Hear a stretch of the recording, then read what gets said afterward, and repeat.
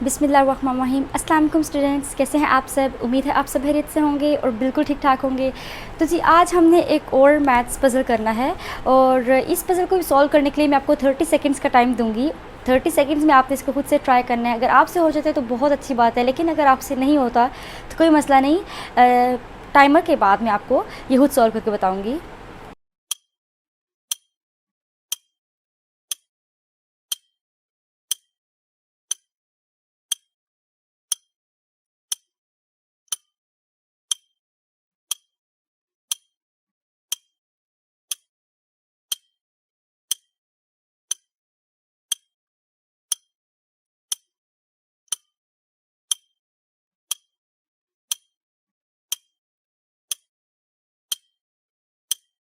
तो जी आपकी 30 सेकंड्स का टाइम अब ख़त्म हो चुका है। इस पज़ल को सॉल्व करते हैं।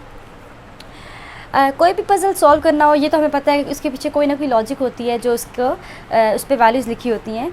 तो यहाँ पे हमारे पास लिखा है 2, 3, 5 और दरम्यान में 16। तो ऐसे क्या लॉजिक है कि यहाँ पे 2 है, यहाँ 3, यहाँ 5 और बीच में 16 है। हमने यहाँ पे क्वेश्चन मार्क है, इस वैल्यू को फाइंड करना है।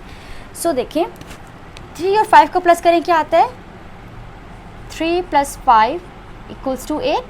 मतलब 3 को और 5 को हम लोगों ने ऐड कर लिया और जब हम लोगों ने इस जो आंसर आया उसको जब 2 से मल्टीप्लाई किया तो क्या आएगा, 8 को 2 से मल्टीप्लाई किया तो आ गया 16। सो 16 हमारे पास यहाँ पे लिखा हुआ है। इसी तरह से यहाँ पे भी चेक कर लेते हैं। 9 को और 2 को हम लोग ऐड कर लेते हैं तो 9 + 2 = 11। अब 11 को मल्टीप्लाई कर देते हैं इस नंबर से जो कि 3 है। सो ये आ गया 33 और ये हमारा आंसर है। यहाँ पे 33 लिखा हुआ है। इसी तरह से वहाँ पे भी चेक कर लेते हैं उस ट्रायंगल को भी। 1 + 7, सो 1 और 7 को ऐड किया, आ गया 8। अब जो 8 आंसर है उसको 5 से मल्टीप्लाई कर लेंगे तो 8 × 5 = 40। सो 40 हमारा यहाँ लिखा है। इसी तरह से 3 और 6 को ऐड करेंगे तो 3 + 6 = 9। अब जो 9 आंसर आया उसको इस नंबर से मल्टीप्लाई करेंगे तो 9 × 8 या 8 × 9 तो आ जाएगा 72। सो क्वेश्चन मार्क की जगह पे क्या आएगा 72। सो ये आ गया है पज़ल का आंसर।